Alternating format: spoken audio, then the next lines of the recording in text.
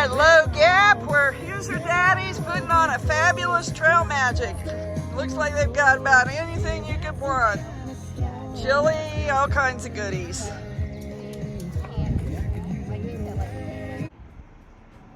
Gadget Girl here on day 55, setting out from Tennessee 91. It's a beautiful spring-like day, and I'm looking forward to this hike. It's going to be a shorter one today, just about 6.6 miles, but that's okay after yesterday's long one. Starting out walking across a beautiful pasture. This is actually a little section that is apparently handicap accessible, or I guess you could push a wheelchair on it. It's graveled, but it's wide and it's flat. So with the right equipment, I guess it would be handicap accessible. Pretty cool. How cool is this? Coming up to an old shed-style barn with the AT symbol on it. The views up here are wonderful.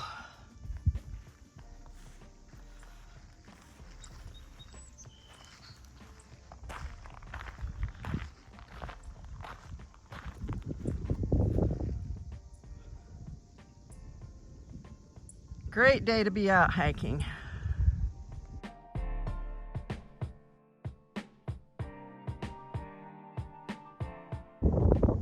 Here's a better close-up view of that old barn. Pretty cool. There's an old stock watering tank nearby. And a shed. Looks like it could have been a corn crib or something at one time. Very cool here.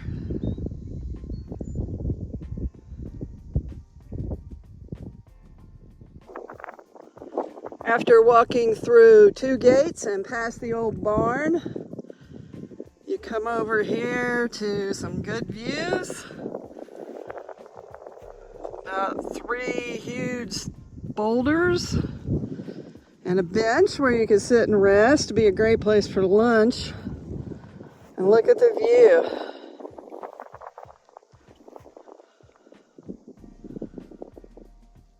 But I've already had lunch, so I'm going to keep walking.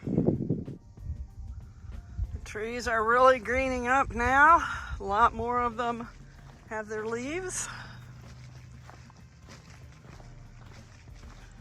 Just continuing to walk across this pasture field. There's a fence stile here, but there's also an open gate if you'd rather go that way. Another fence stile here. This one does not have an open gate, so I will have to go over it. And now the trail is going through a wooded forest.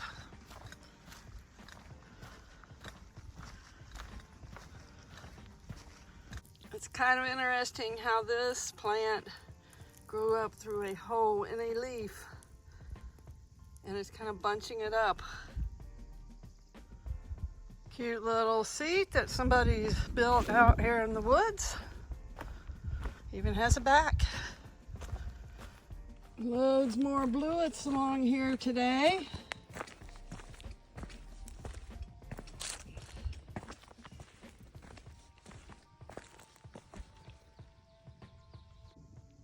It's a nice little spring here.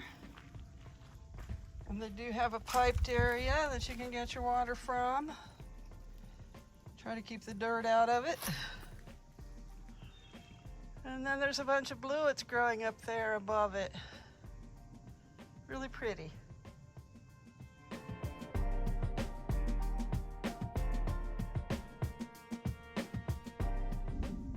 And I have made it to Double Spring Shelter. Much like the other shelters that were right before this, looks like it was also built about the same time. There is a little spring just past the shelter. Just a little trickle, but it's water.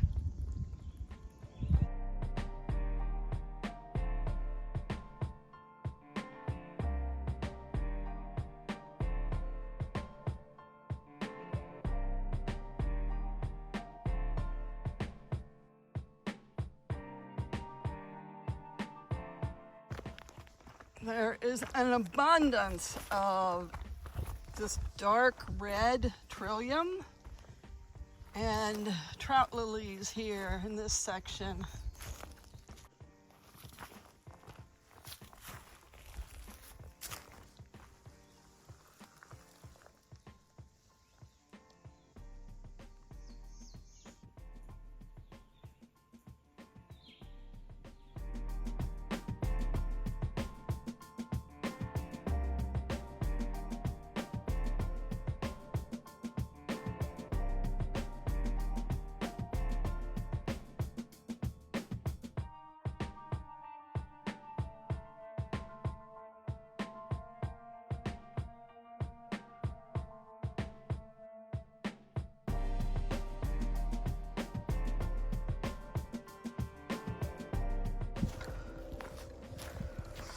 Today's been a really good trail. Easy hiking, a few ups and downs, but nothing major.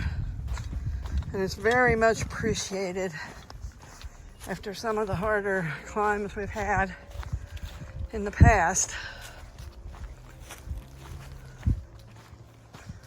Apparently Route 421 that runs nearby is a haven for motorcyclists. It's got a lot of curves, and as we were setting up the car today, there were tons of them out, and I can hear them now as I'm getting closer. Oh, I got a butterfly flying ahead of me. Hopefully that's good luck.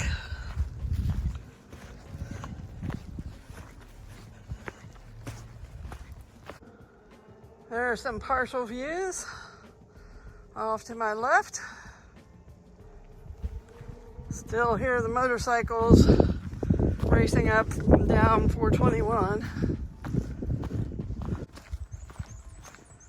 The woods here remind me of where we used to have our Girl Scout camp when I was a girl. So today I'd like to give a shout out to all the volunteers who help put on Girl Scout camps on a local level. In particular in Jackson County, I'd like to shout out Ann Benson, Denise Thomas, Sandy Mosser, Whitney Moss, Denise Dowdy, and I'm sure there are other ones I'm not thinking of, but know that you are all appreciated. Oh, and Robin Blackshire. I knew I would forget someone from that list. Robin, you were also very much appreciated, and your girls also, for all the help that they did with camp. And I have made it back to Tennessee 421 and Trail Magic. So you had to put your middle. Awesome chili and cheese and grilled cheese. All right, for Trail Magic. Plus cold drinks. That's you too, because I just made that a month ago. Yum. Oh, okay. And this is the most awesome Trail Magic setup. It's an inspiration. To top it off, grilled sourdough bread. Yum. Homemade. Take one. So, a lot of people don't realize, but the guy who came up with the concept of the Appalachian Trail, his name is, does anyone know?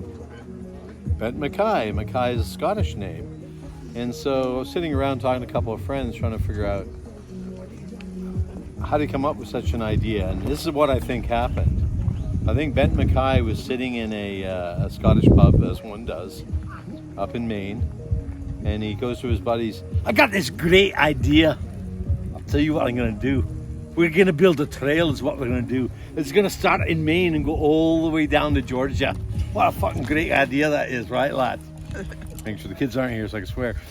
And, well, what type of trail? I mean, it's going to be one that's family friendly?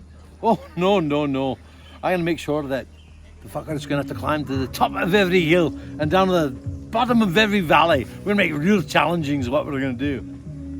oh, well, if you want to attract people, you're going to have like asphalt so it's easy to walk on. No, no, no. We're going to have logs falling over so make it real rough. We're going to have brambles so it rips up the legs. So we're going to have ticks so they end up getting sucked on by all these little animals to be real rough. Well, if that's the case, the people are going to need to eat. You can have restaurants along the way? No, restaurants. You crazy, man. Does a bear eat without restaurants? No, no, no. They're going to have to carry the food on their back is what they're going to have to do. They're going to bring their own food or live off the forest is what they can do. Yeah, but they're going to need somewhere to sleep. What about, hotels? You're going to have hotels along the way or what do you think? Heck no. Does a bear sleep in a hotel? I'll tell you what, it's going to live like a tortoise. They're going to carry their home on their back is what they're going to do. Well, that's a long way, 2,200 miles. They can do it. Anyone can do that. Well, we got to be careful. What about latrines? There, they can have to go somewhere. Does a bear need a latrine? No, a bear poops in the woods. I'll tell you what, we'll give them all little spatulas and dig bloody big holes and poop in those holes is what they can do, just like the bloody bears would, if you know what I mean. So we're gonna create a trail that's 2,200 miles, all the way from Maine down to Georgia. It's not gonna have asphalt. It's gonna be very difficult. The people have to climb all the way to the top of every mountain, all the way down to every valley. They have to carry their own food. They're gonna have to carry their own lodging. They're gonna have to dig their own latrines. What type of people would do that? I don't know, but I got a feeling the druggies will like it. Those that do the cocaine and all that. Hey, I got a great idea. We'll mark the trail with white stripes to keep them encouraged so they can find their way all the way down from Maine, all the way down to Georgia. That's what we'd do. And that is my Robin Williams version of hiking the Appalachian Trail.